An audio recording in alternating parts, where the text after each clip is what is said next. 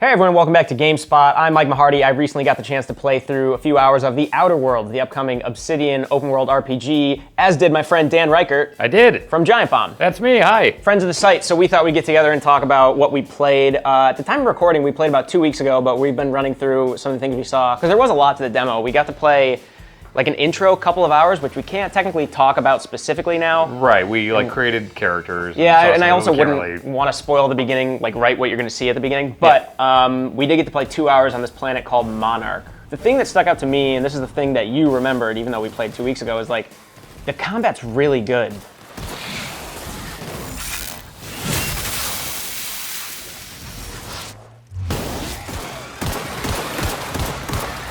Yeah, so that's the thing is that, yeah, obviously there's comparisons to Fallout that are going to happen here because of the pedigree and just the genre and everything. New Vegas, I mean, they made. Yeah. But, I mean, you look at every one of these Bethesda games and the thing everyone says about all the recent ones, it's like, oh man, it's still kind of that janky, old feeling engine that we've had since God knows when. Of course, they've added to it and stuff, but it still feels like that very stiff engine.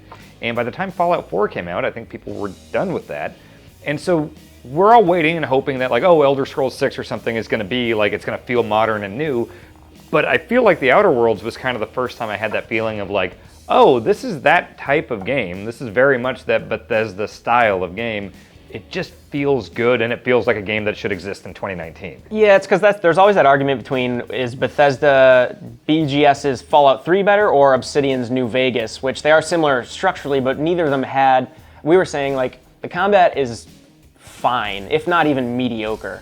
And in The Outer Worlds, I actually was going out of my way to get into combat. It was fluid. I mean, I played mouse and keyboard, but I like tried a controller. It felt awesome. But like I think like in the past, they've kind of relied on VATS. They're like, the players will want to use VATS, so we don't have to really make the shooting as good. Fallout 4, like you said, they kind of improved on it. And I realize those are different studios, but they're very much in the same vein of those open world sandbox games. And now the combat's just like really smooth, and like stealth was great, and getting into different situations just felt natural as hell. Yeah, like VATS was a really cool gimmick. I really liked the way it worked, and you technically could do this stuff where you're just going around and just aiming, live shooting and everything, but that never felt great, whereas this felt like, if this was just a first-person shooter, it would have felt like totally fine. Like, I'm not going to say it's like the best controlling thing in the world, but I could play a whole game with these controls, basically. And it does have those options for stealth. It's got all the different ways you can spec your character, so you can approach all these situations in different ways.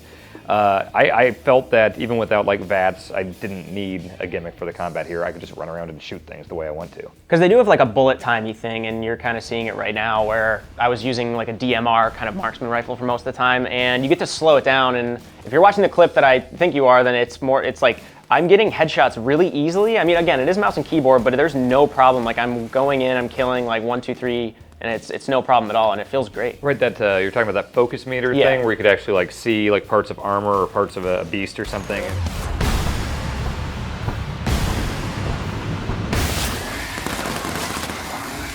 Yeah, and I also loved the way they do the companion stuff. It's very simple in that like the whole time I was playing, I had 2 companions, and each of them had like one attack that I could trigger with left or right on the D-pad. And so it's not like I was doing a bunch of like, you know, I'm freezing and like, okay, you do this. It's not strategic really. It's just like, okay, there's a big scorpion weird thing over here. I'll look at that. I'll tap left.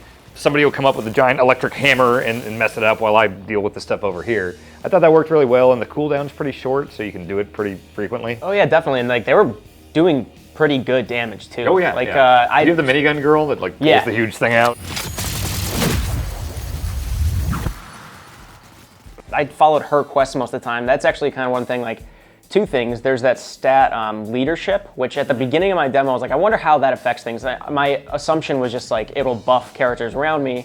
And I was like, oh yeah, like they're really aiming to kind of make companions a key pillar of this game. Because in past, you know, Bethesda/Obsidian open world sandbox games, companions were nice to have, and they developed their own cult fandoms, but they were so annoying if they got in your way. They were just a chest that you just put encumbering stuff on. Exactly, they were pack mules.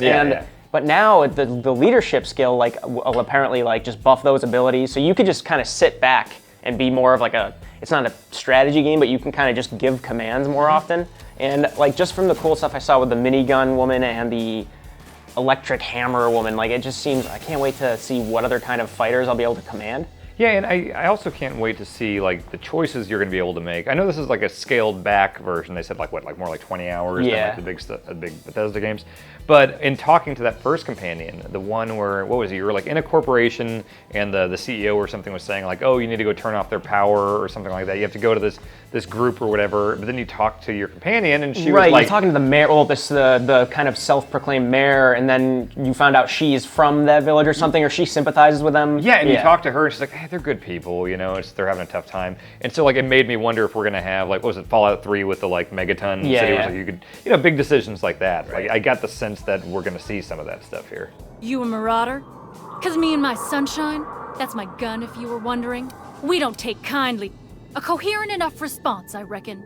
I was following that, but then I talked to my companion, and she's like, yeah, like some graves of my old friends are nearby. If you get the chance, it'd be nice to go visit them. I hear people kind of like loot them now, like grave robbers, so if we could, you know, them up, that'd be great. And then I was like, I'm just gonna follow that and see how it goes. And then I went through these winding caves, and I finally ended up there, and that was my demo, and I'm pretty sure the guy next to me and the woman next to me just did completely different things, but that was a full-fledged 2-hour companion quest, which could have taken me longer if I was like exploring everything I wanted to. And I was like, we were exploring a good deal, but I was also trying to see as much as I could for the demo.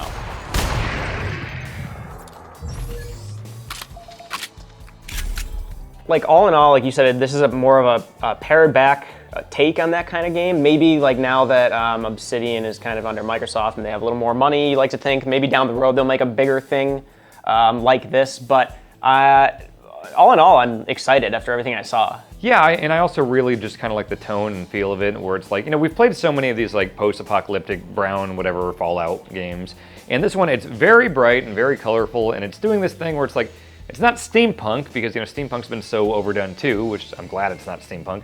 It is that like old, you know, 50s, 60s sci-fi stuff where it's these guns that look really sleek and have weird rings on them, and it's kind of a underused aesthetic, I think, and I think it super works in this game. And I never really took to like Golden Age stuff, but I do like how it's almost combining sci-fi with Art Deco, kind of. Okay, yeah. Not in a Bioshock way, but I really do enjoy it. It's very colorful, as you've seen from the footage you're watching. It looks really like a lot of bulbous mushrooms and weird growths everywhere in these little animals. critters and everything. Yeah, and I shot most of those animals, but they were like, it seemed like I wanted to get off that planet just to see what else there is. But like all in all, I'm super excited after I played it, because again, the combat's not like just there, and it doesn't need a crutch. It kind of is its own thing, and I was like fine just going into stealth and taking out this little bandit camp. It was great, and I'm looking forward to it.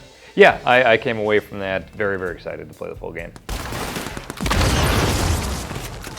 So The Outer Worlds releases on October 25th for PS4, Xbox One, and PC, and as of yesterday, apparently also on Nintendo Switch. So if you're solely on Nintendo, you can look forward to that. We do have an article from Phil Hornshaw that is up on GameSpot.com. It's a more deep dive. He talks a lot more about the comedy, just a lot of the mechanics, so you can go read that as well. Other than that, we will see you leading up to October 25th. Thanks.